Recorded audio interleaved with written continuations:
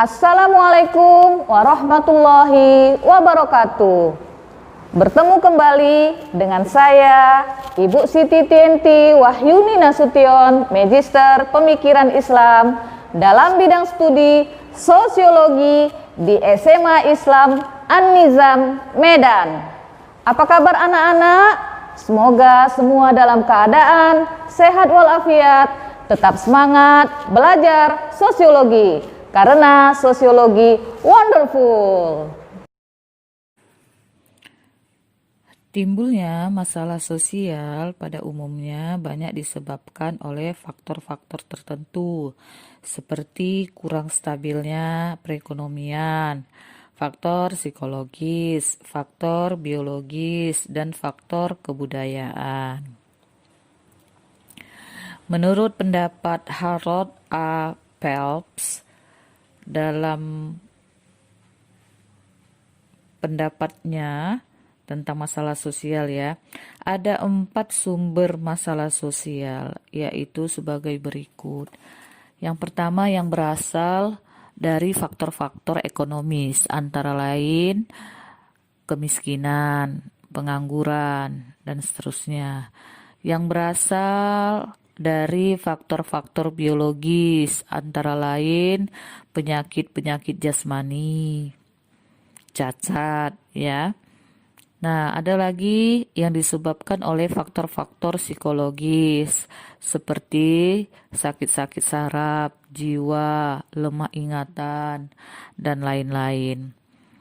Nah, yang berikutnya yang disebabkan oleh faktor-faktor kebudayaan seperti masalah di umur tua, tidak punya tempat kediaman, kejahatan, kenakalan remaja, perselisihan agama, suku, dan ras. Anak-anak, selanjutnya Daljoni menyatakan bahwa masalah sosial dapat bertalian dengan masalah alami maupun masalah pribadi. Dapat bertalian dengan masalah alami dan masalah pribadi.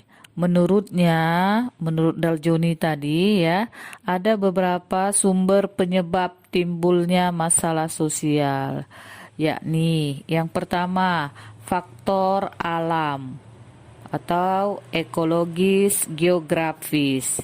Hal ini menyangkut gejala menipisnya sumber daya alam. Penyebabnya dapat berupa tindakan eksploitasi berlebihan oleh manusia dengan teknologi yang semakin maju. Yang kedua, faktor biologis dalam arti kependudukan.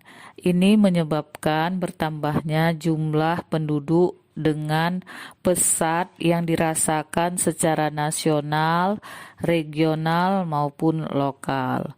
Menurut Elwood bahwa untuk keharusan biologis itu adalah dorongan untuk makan. Ibu ulang Menurut Elwood bahwa unsur keharusan biologis itu adalah dorongan untuk makan, mempertahankan diri, dan melangsungkan keturunan. Inilah yang termasuk faktor biologis. Nah, yang ketiga faktor budayawi. Pendorongnya adalah perkembangan teknologi, yaitu komunikasi dan transportasi, dan implikasinya atau penerapannya itu dalam kehidupan ekonomi, hukum, pendidikan, keagamaan, serta pemakaian waktu senggang. Nah, yang keempat, faktor sosial dalam arti berbagai kebijaksanaan ekonomi dan politik yang dikendalikan untuk masyarakat.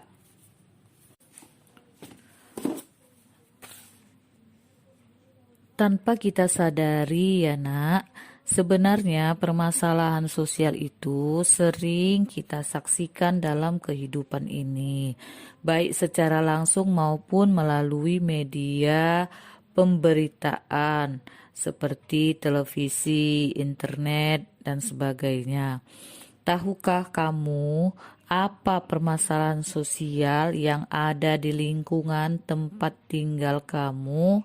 Nah, jadi kamu juga harus tahu apa yang menjadi permasalahan sosial yang ada di lingkungan sekitar tempat kita tinggal, ya. Jadi di sini kita diminta untuk melek atau memperhatikan sekitar kita, ya, sebagai wujud kepedulian kita kepada masyarakat, sebagai cara kita untuk mempelajari masyarakat, ya, yang basicnya itu kita belajar sosiologi di sini. Nah, jadi kamu harus mulai perhatian ya terhadap masalah-masalah yang ada baik di sekitar lingkungan tempat tinggal kita masing-masing maupun masalah-masalah sosial yang diberitakan oleh media massa yang kamu punya. Nah, anak-anak, dalam dinamika proses perkembangan suatu komunitas tentu akan disertai dengan tumbuh dan atau berkembangnya berbagai masalah sosial. Nah, gambaran di atas ya, maksudnya gambaran permasalahan yang sosial yang sudah kamu lihat tadi di lingkungan tempat tinggalmu atau dari media massa yang kamu peroleh informasinya dari sana gitu ya. Menunjukkan bahwa permasalahan sosial itu ada dalam kehidupan manapun, termasuk kehidupan suatu negara seperti Indonesia yang kita cintai ini. Nah, Indonesia sebagai negara berkembang yang memiliki tingkat populasi yang tinggi, Indonesia memiliki segudang masalah sosial yang sangat kompleks. Harus kita akui bahwa tidak mudah untuk menyelesaikan masalah sosial Indonesia. Kenapa? Karena dibutuhkan konsep serta pelaksanaan yang sangat matang. Nah, oleh karena itulah pemerintah harus cermat dalam menyelesaikan masalah sosial di Indonesia dengan cara membereskan akar dari permasalahan-permasalahan sosial tersebut.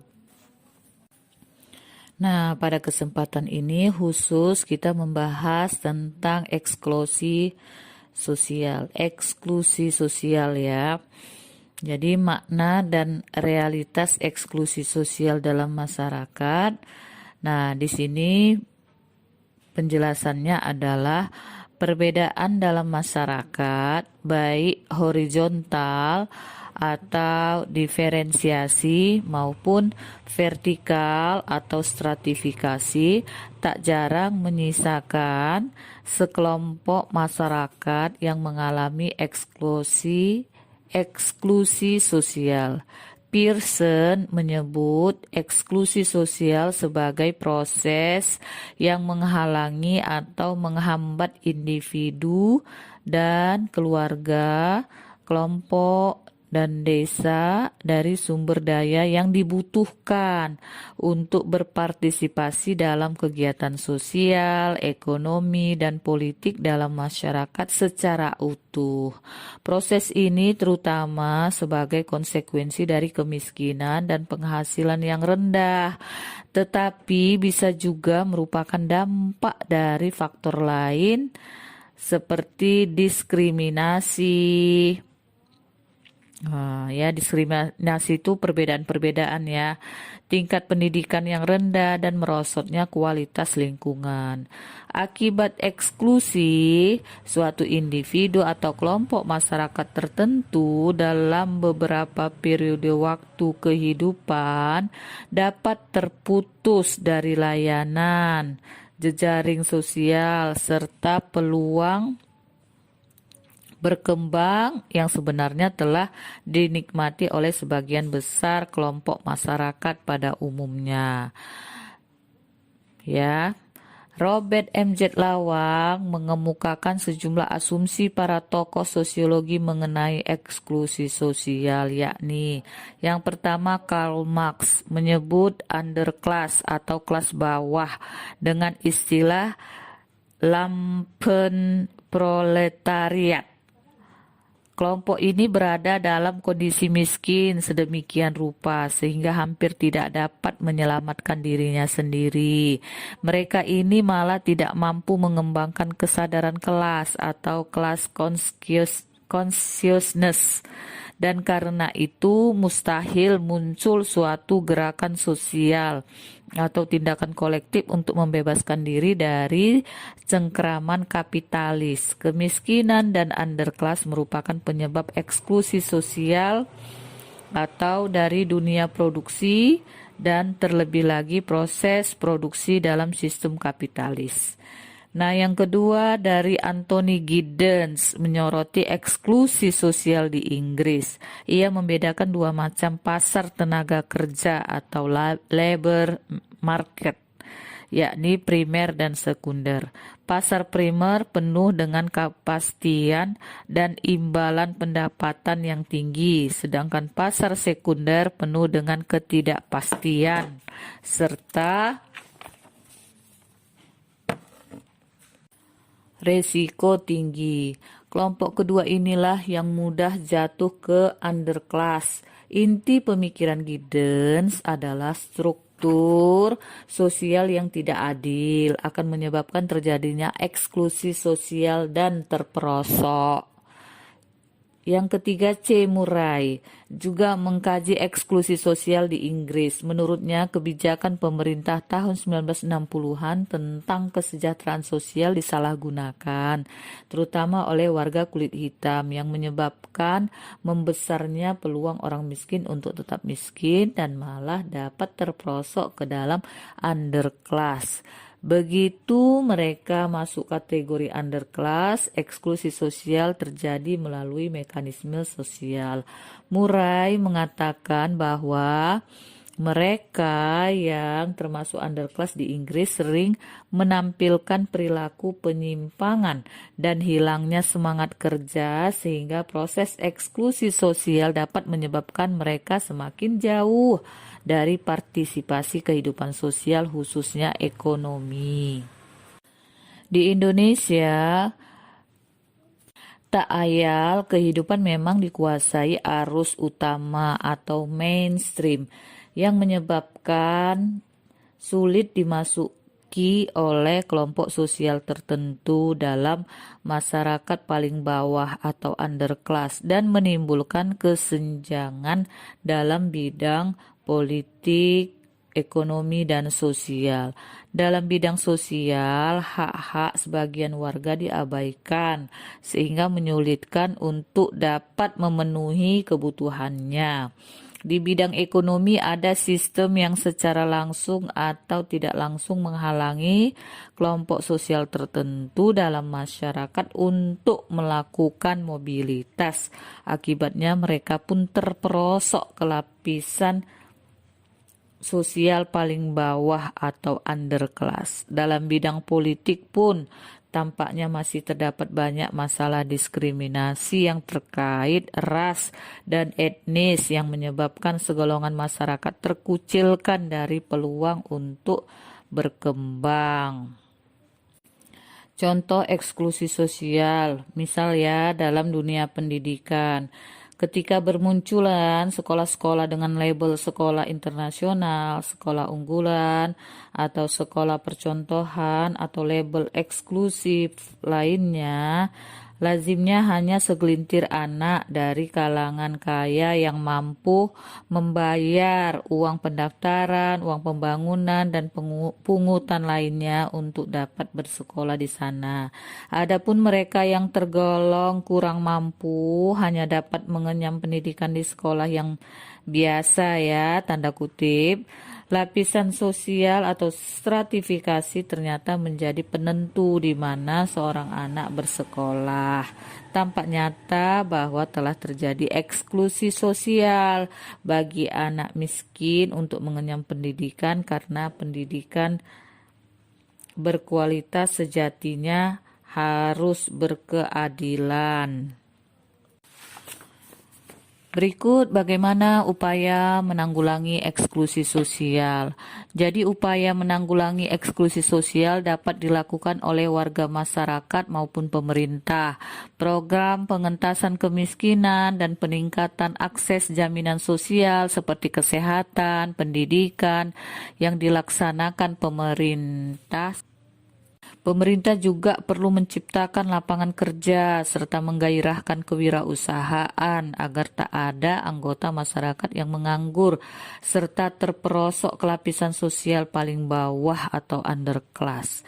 Setiap golongan masyarakat ya yang meliputi ras, suku, agama, lapisan sosial harus pula dilibatkan dalam pengambilan kebijakan pemerintah agar semua aspirasi dapat diketahui dan tidak timbul benih kecemburuan yang mengarah pada konflik sosial. Nah, bagaimanakah peran yang dapat dilakukan warga masyarakat? Warga masyarakat hendaknya menghindari sikap diskriminatif terhadap sesamanya. Warga juga perlu disadarkan tentang pentingnya penanggulangan eksklusi sosial demi mencegah konflik, sehingga bersedia memantau lingkungan sosial sekitarnya guna menemukan golongan yang mengalami eksklusi dan melaporkannya pada pihak pemerintah setempat agar mendapat penanganan sesuai haknya sebagai warga negara. Nah, anak-anak, jadi bahasan kita pada hari ini ya, penyebab timbulnya masalah sosial, dan lebih khusus kita membahas satu ya masih eksklusi sosial ya. Ada banyak lagi masalah sosial di Indonesia. Semoga kita bisa bertemu kembali minggu depan.